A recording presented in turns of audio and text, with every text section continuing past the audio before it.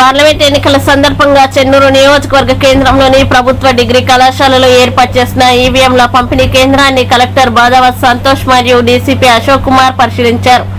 Parliament ఎన్నికల నేపథ్యంలో ఎలాంటి అవాంఛనీయ సంఘటనలు జరగకుండా భారీ బందోబస్తును ఏర్పాట్లు ఇప్పటికే పూర్తి చేశామని, అలాగే సమస్యాత్మక కేంద్రాల వద్ద కేంద్ర బలగాలు స్థానిక పోలీసులతో మరింత పకడ్బందీ ఏర్పాట్లు చేశామని పోలీసు ఉన్నతాధికారులు తెలిపారు.